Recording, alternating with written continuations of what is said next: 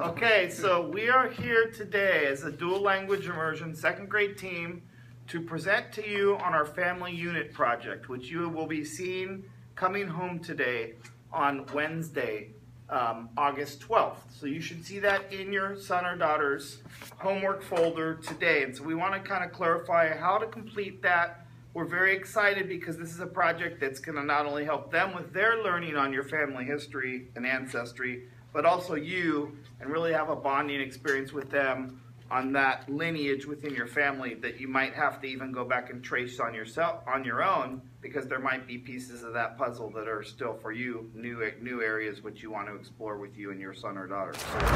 So this is the math assignment. This is the instruction sheet, and this is the map, which should be back to back, and Mr. Fernandez is going to show you that right now. Action. Okay. So right now I'm going to present to you the first component in this project, which is tracing the route which your ancestors took to arrive to the United States on both your mother's and father's side of the family. This piece of the project will be due on next Friday. We included a separate sheet of paper so they don't have to pull it out of the packet, so they can actually simply turn in that separate sheet and keep the packet contained in itself. So we have a separate sheet that's in the outside the packet you'll see as well, and that's where they can complete this. So on my map, you'll notice I have traced the lineage of my mother's and father's side of my family from where they began as they immigrated to the United States. Now what you'll see are two things. You'll see the words lado materno, which is mother's side, which is right here. And you'll see lado paterno, which is father's side of the family, which you'll see down at the bottom.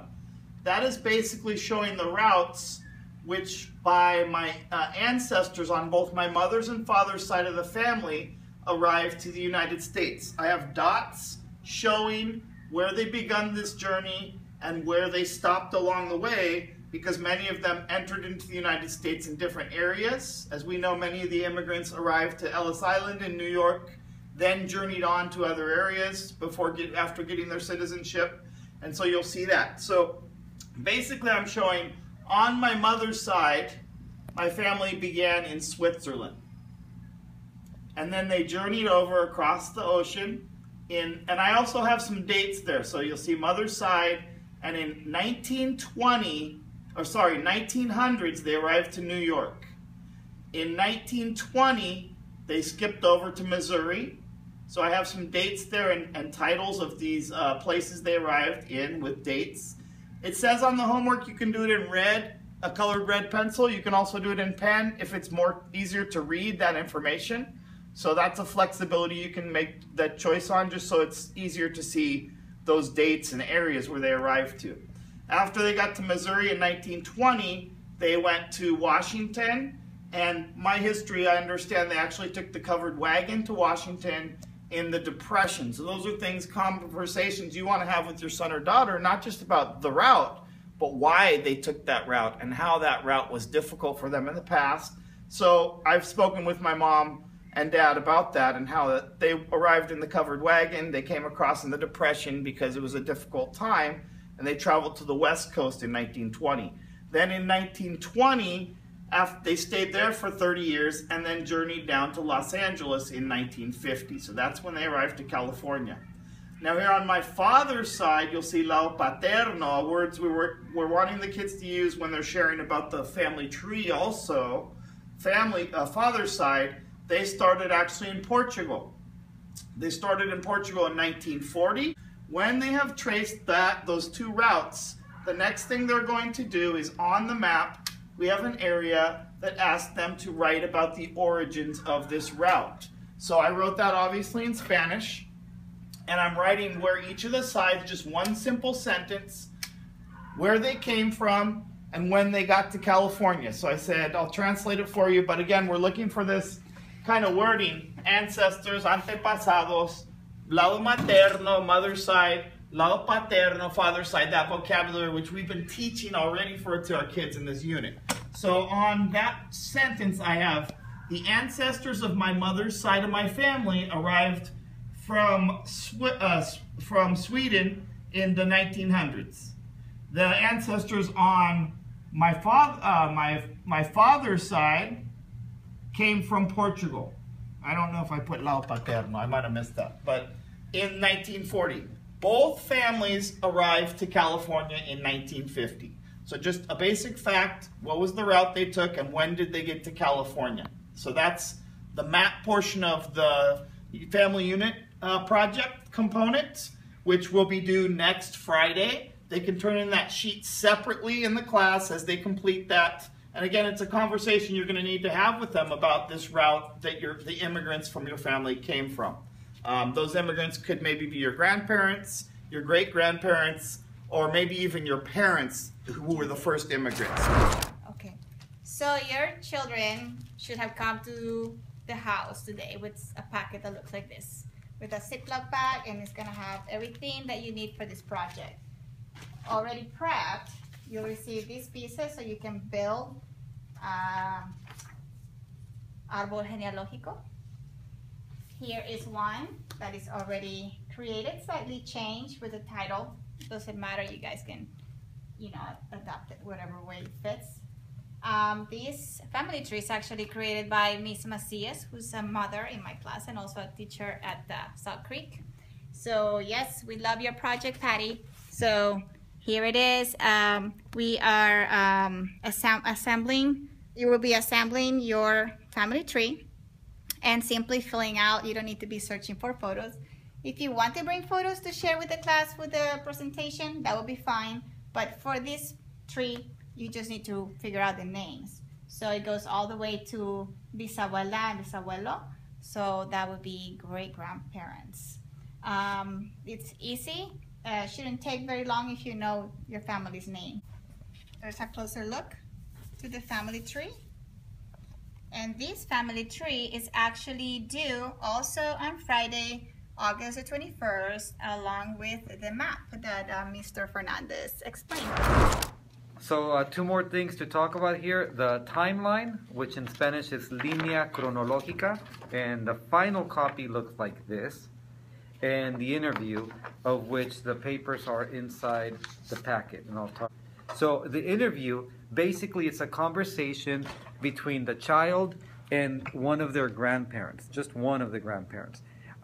Sometimes it's not a grandparent for different reasons. We're looking for somebody around the age of their grandparents. So it could be a neighbor or a friend, family friend, somebody that they can have a conversation with about what their life was like a long time ago, like many years ago, like when they were kids in second grade. So the questions that they have for the adults is questions that will kind of promote a conversation about their time in the past. And there's two columns. One column here is for the child answering the question about their own lives, and the second column is for answering the questions based on the interview, what the grandparents said. And so these two columns are going to be compared and contrasted, and we're going to look for similarities, what is the same, and differences, what is different about the lives of the grandparent and themselves. Okay, so that's the interview. This paper is a graphic organizer or a worksheet to help them prepare for the final copy. This paper is being sent home as a blank to be filled out and completed by the student. And what they need is, they need an event for each year of their life. 2008, a los 2 años, yo aprendí a hablar mucho y me gustaba jugar con muñecas. I learned how to talk a lot, and I loved how to play with dolls. So we're looking for something simple. It could be a drawing or it could be a photograph. But the basic thing is we want to find something about their life that was important or eventful, and a little bit of writing a sentence or 2 sentences about that event. And so that's the basic idea. Timeline also is due on August 28th. And there's one more thing to talk to you guys about, which is the oral presentation. Let me pause there. Now we're going to go over the details for the oral presentation. What we're expecting is that the kids, of course, are going to do an oral presentation according to their age group. But we want to make sure that they practice to be loud and clear using a voice that is nicely projected so that everyone in the classroom can hear it. We also want to make sure that they are doing eye contact with all of their students and the teacher.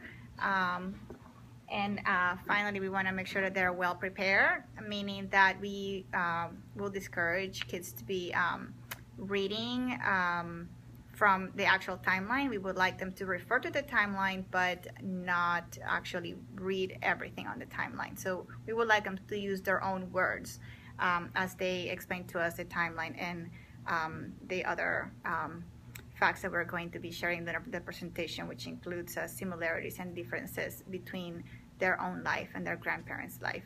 And then more details. Organization. The organization is important throughout all of writing in second grade. The two most important things are an introduction and a conclusion, and a bunch of stuff in the middle.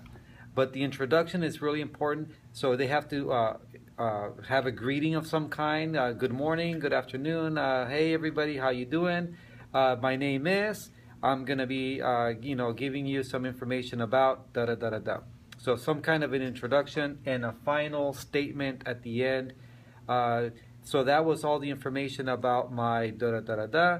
I hope that you learned something about my life.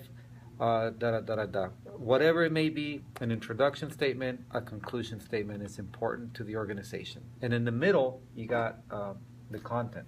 So for content and language, we're really looking for how explicit and detailed is the information that they've learned on the project, and how are they able to share that content with their classmates.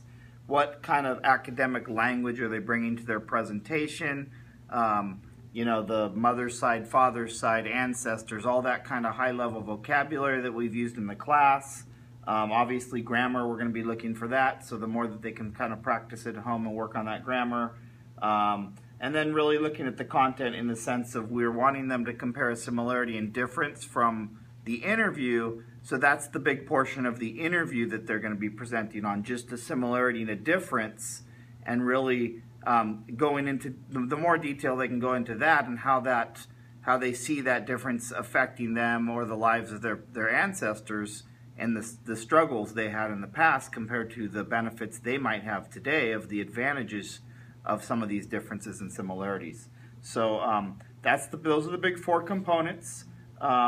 And again, I think the big piece is the more that they've practiced and kind of are not reading from notes, but are familiar with the content, notes, and language they're going to be using, the better they are. Some of our best presentations in the past in my classroom have been students who really have practiced that oral language piece and kind of gotten comfortable, like Tito said, with a hook, grabbing the audience, making it interesting, and being comfortable speaking to people.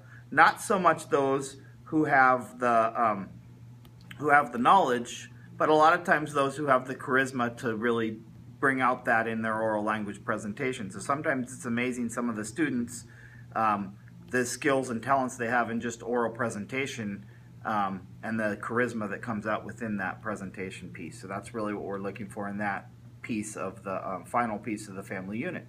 Any other comments?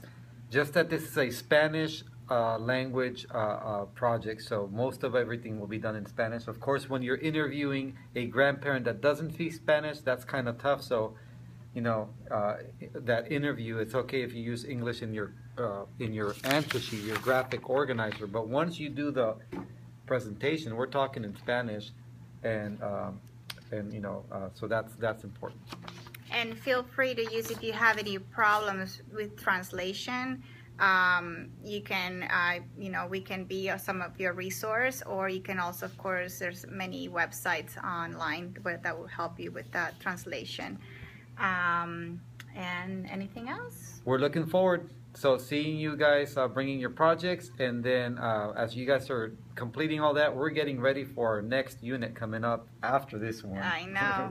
Okay. On Matter, so yes. That'll be exciting, and hopefully we can bring to you more videos to support you and your students in the classroom. But they're doing a wonderful job, and we're really excited about this unit and more to come in the future. So thank you so much. And that's all, folks. Thank you. So if you enjoyed this video and found it useful, give me a high five. There you go. Bam. They did. It was